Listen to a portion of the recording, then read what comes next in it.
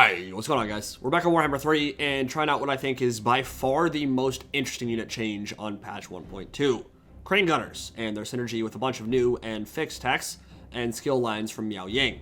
Now, I'm not really worried about their balance for this video. I'm not approaching my discussion here from that lens. I just want to answer a fairly straightforward question. Are they a Doomstack, and how good are they really in campaign?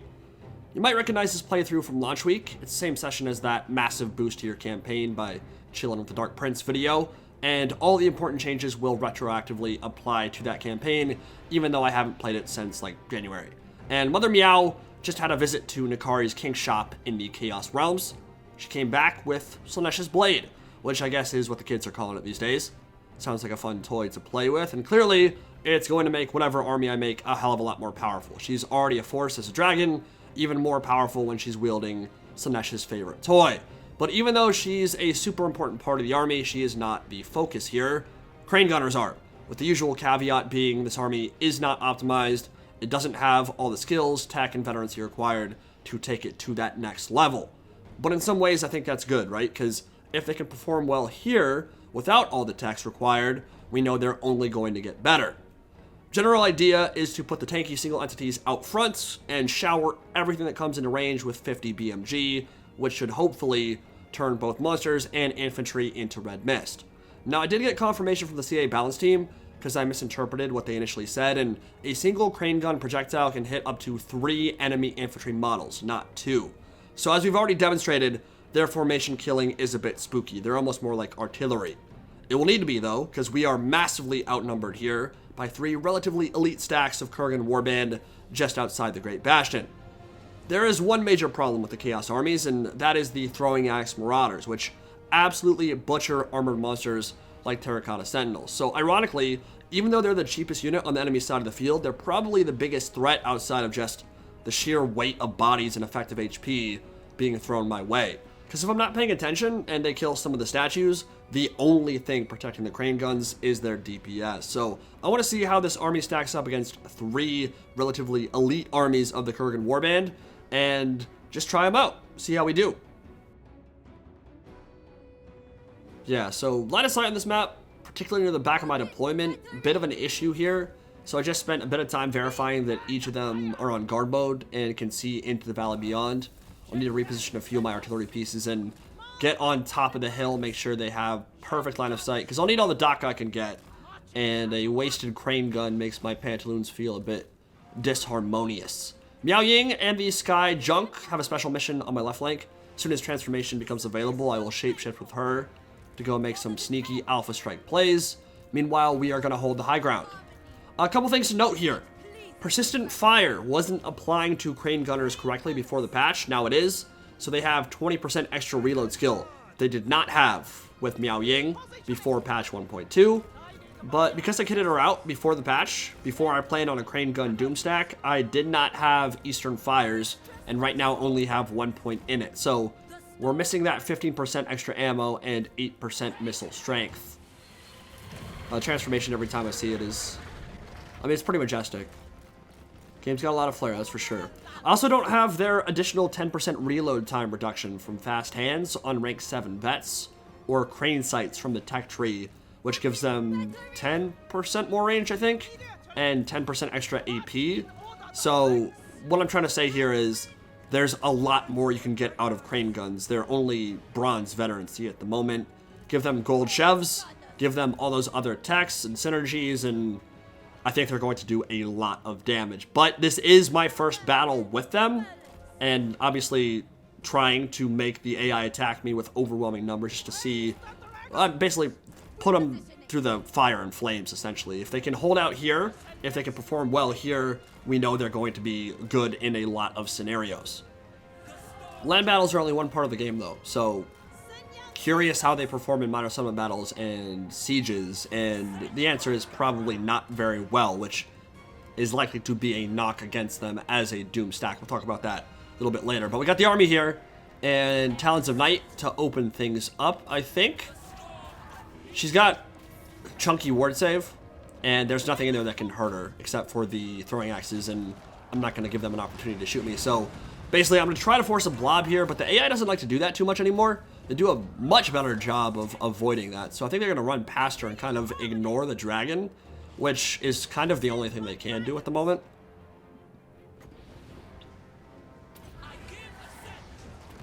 Well, it actually does a little bit more damage than I thought it would. Okay, we're just going to fight on the length of those Marauder champions and wait for the gigantic horde to come through. Now, this is not the full AI army yet. I think the cap for max units on an enemy side of the field is 40, if I'm not going crazy. Either way, it's not the full army because they have warhounds and I think more mammoths than what I noticed there, but there might be some things hidden behind the trees. So basically what I want to do is delay this army linking up, and if I can, actually just force them down the corridor on my left flank and just explode them as they come through that choke point before the other army even comes in. And if we can just devastate this part of the army now, we're going to be in much better shape to deal with the much scarier side over there. A lot of mammoths and trolls coming my way. Again, the biggest thing, is that I have to eliminate those throwing axe units when they get in range immediately. Like, those are top priority. Because they're the only thing that can actually kill my Terracotta Sentinels, but they'll do it very quickly. 300 range on all my crane guns means that they are quite literally shooting at artillery range and function a lot like Hellblaster volley guns with their ability to penetrate infantry models. There's only been 2 units or so firing at that initial Marauder unit. One thing I have noticed is if you are smart enough to time your volleys so that you allow the formation to get back in together and tightly compact, you'll actually be a lot more efficient with your ammo consumption. Because what happens is they'll shoot, you'll knock down a bunch of models, the formation will get spread, and then your subsequent volleys will do a lot less damage. And because range units like to focus fire on stuff at the end of the formation, that means they're usually focus firing the stragglers that have already been knocked backwards. So they end up kind of wasting some of that penetration. You don't deal as much damage as you could otherwise. I do kind of need to be careful with my ammo consumption. Like I said, I don't have Eastern Fires, but microing all my ammo here and making sure I don't waste any will be kind of challenging. There is one unit I see at the bottom, but I probably shot too much with it already. They're running out really fast. That's a little bit scary. I do have to be careful with that. Okay, so here they come. Ton of bad guys. Throwing axes, top priority for sure. Skylancer can hold that left flank by itself, and I'm going to just try to force some blobbing over here. Force the AI to commit to Miao Ying and allow my crane guns more time to shoot in. Fire rain rockets are managing their ammo. Oh my god, that did so much damage. Holy balls. Managing their ammo is going to be really hard, dude. Like, they fire so fast. I'll just have them shooting the infantry, and what they kill, they kill. And obviously we have the Celestial Dragon Guard up front because they are the only range unit in my army that can actually engage in melee and not instantly die. But, so far, that damage feels pretty good, dude. That's a lot of wavering. Yeah, Meow can go in. Let's drop some Crackle Blazes.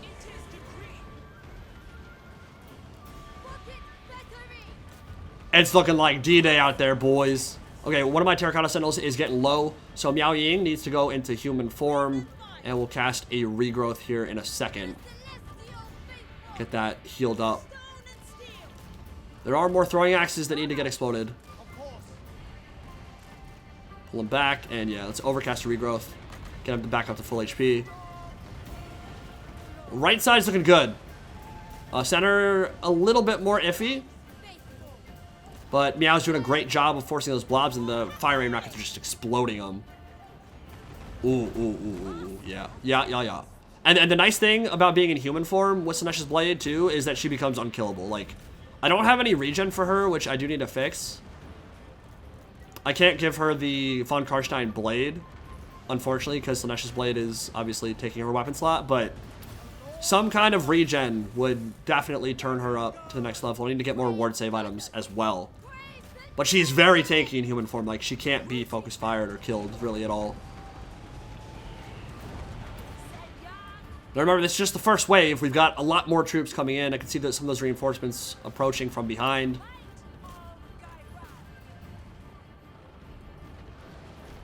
Oh, yeah. Oh, yeah. Oh, my God, dude.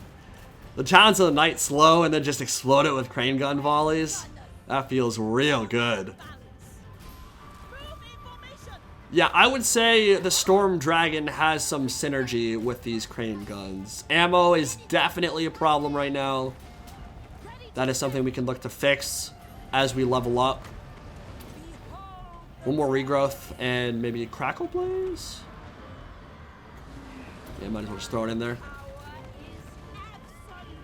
Come on, baby, die for mama!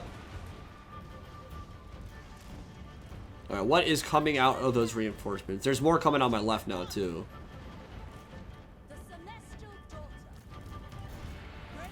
Yeah, I need to just stop shooting.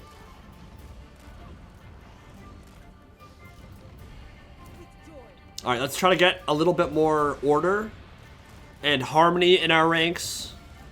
First waves are routed. And now the question is, do we have enough ammo for the second? I'm not sure how much. I would imagine 20 units are left or so. Something like that. Which means army losses will probably not be too far behind. They're going to trickle in. Yeah, I mean, almost. I almost feel like I could hold off. Like, ammo is literally the only limiting factor for this army, right? Like, if I had more ammo, I could probably just kill an infinite horde of them trickling in like this. Like, this is pretty gross.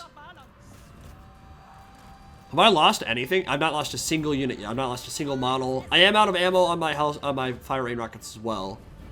Ooh, there's more coming out than I thought. We might have more to deal with here.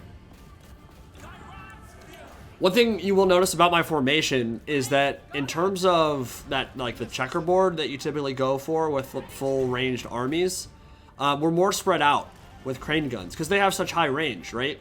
So you don't need to keep like really high and compact because everything is within like a 180 range arc, like you would with high elf archers or celestial dragon guard. I can afford to spread the field more and have my front line positioned much further forward because crane guns have artillery range. Which makes things, I mean, more range is always good. We're literally double the effective range of high elf archers. Which is cool. And that'll get even higher once we get crane sights. 10% extra. Which, with their already high base, is substantial. Mammoths need to die. Okay, we might lose a couple models. Yeah, I think the crane guns are in a little bit of danger. Yeah. Zone out those throwing axe, please. Ooh, the mammoths are coming. Oh, my mage, no, run, friend. He has not done anything either. I'm not sure he, frankly, needs to be in the stack. I mean, some chain lightnings can be nice, but I feel like Talons of Night does most of that for me.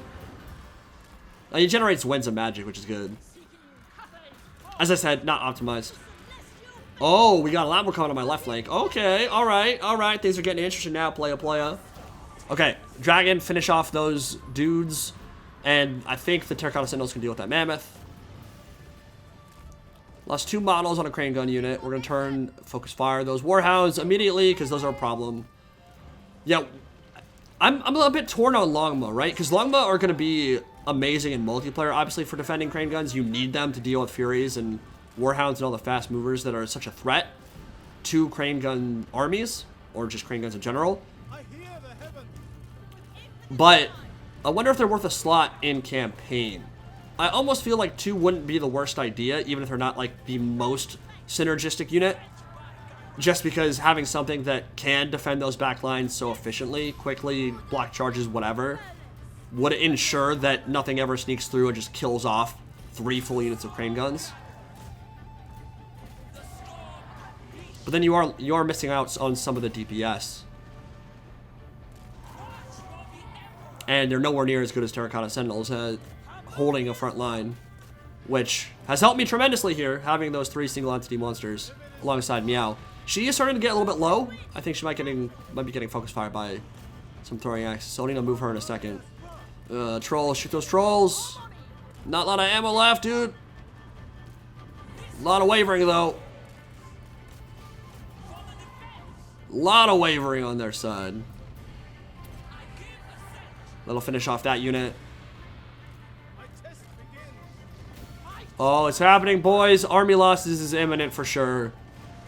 Oh, those mass routes. They just look so glorious. Oh, yeah. Okay. Interesting. Interesting results, and probably not too far off what I would have expected. They are very capable of handling large numbers of enemies, including powerful single entity monsters. Give me a little regrowth there. Hordes of infantry, and even fast movers. I think even if Furies or Warhounds had been in those first waves, they would have just run forward and died to a volley or two of those crane guns. So that worked out great. Couple lessons learned here, though. Ammo is a problem if you're up against 3 or 4 stacks. I need to invest in getting more ammunition for them immediately, and I absolutely could have done a better job in terms of trigger discipline, better ammo retention, left my fire rain rockets shooting at routing stuff that wasn't really a threat for too long there, and definitely plenty of wasted volleys, but the overall firepower, incredibly impressive. And that was a heroic victory. So I think we'll check out the stats in a second here, but I lost like 3 or 4 dudes maybe. like that was kind of wild, man. So that performed great. Now we're gonna go back to the campaign screen and talk about my general impressions on whether this is Doomstackable and the other downsides which we haven't talked about, like minor settlement siege battles in general. There are gonna be elements where a full unit or full army of crane guns just won't do as well. Yeah, 4 losses, heroic victory. Land battles, they're incredible. Extremely good, as I've said. I think I've driven the point home. Their only limiting factor is if something manages to sneak through, of course, they'll kill your crane guns because their melee stats are horrendous, and their ammo. If you've got full ammo and decent micro and target prioritization, you can slaughter just ridiculous amounts of bad guys. Now, are they a Doomstack? I would argue not unto themselves. They need something extra to quickly clear out the back line, should one of them be compromised, or at least have things up front, like the Terracotta Sentinels, to force the AI to attack them instead of the much squishier things that are blasting everything apart. In terms of weaknesses, they are certainly going to perform much worse on certain siege and minor settlement siege battle maps. There will be certain layouts where I think they literally won't be able to do anything, and that is a problem in Warhammer 3 where those battle types are so common. So how do you get around that? Well, you have powerful single entities in the army, like the Terracotta Sentinels, like Miao Ying, to carry you in those kind of battles. But of course, you can play around with besieging and, forcing attrition over multiple turns, ambush stance, those kind of things can mitigate those factors as well. In terms of being the strongest Cathay Doomstack, not even close. You can't be bad at siege battles and be the best Doomstack. That is a pretty big flaw. But can they be the majority killing power in an extremely powerful army? Yes, absolutely. I think we have proven that here and now.